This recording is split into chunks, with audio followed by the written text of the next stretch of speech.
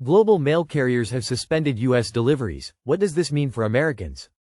I've seen some foreign retailers already send out notices by email that postal shipments to the U.S. are indefinitely on hold.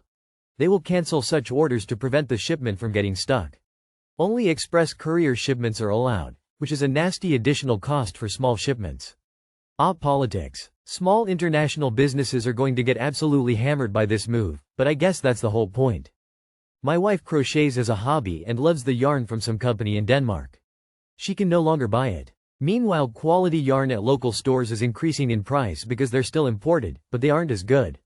Now, not being able to buy yarn for a hobby isn't a big deal in the grand scheme of things. But imagine if the options of things you want to buy are suddenly reduced and replaced by worse alternatives that cost more. That's the world we live in, and it's stupid. It's going to seriously hurt a lot of small businesses. The small, custom ice skate maker in Alaska. He buys his machinery and parts for those machines from Europe. They don't make them in the US. So, now, he has to pay to get any part he needs express shipped from Europe or his machines won't run.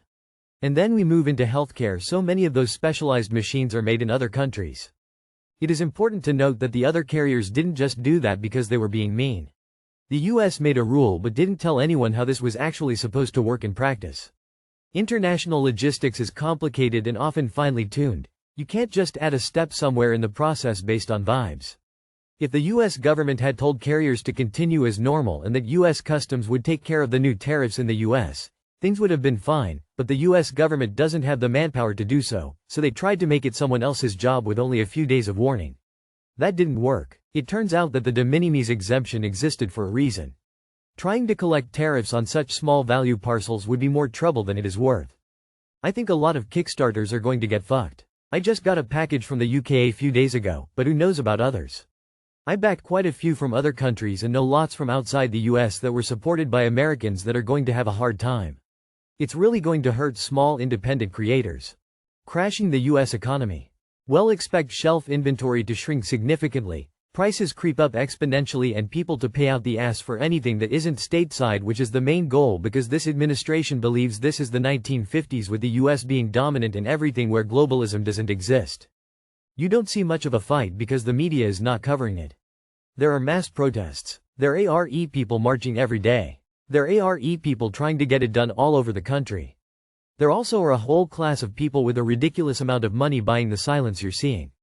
I'm a digital artist, and other artists I follow are losing a good chunk of their customer base, merch manufacturers, because of this.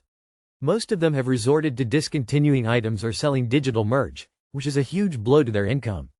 Overseas customers are also very upset. Truly terrible to small businesses. We're becoming North Korea, but with fake Christianity instead of fake communism.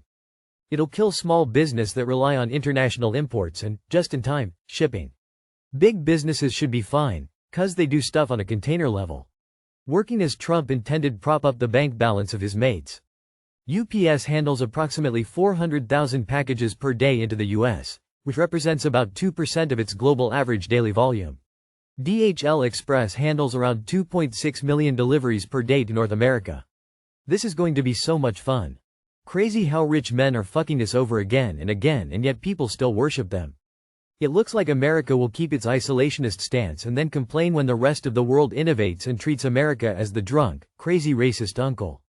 I am a healthcare worker and, when I worked in surgery, would read the packaging of the equipment used for surgeries. The implants used for enucleations, eyeball removal, are made in Mauritius. Pretty sure propofol isn't domestic, either.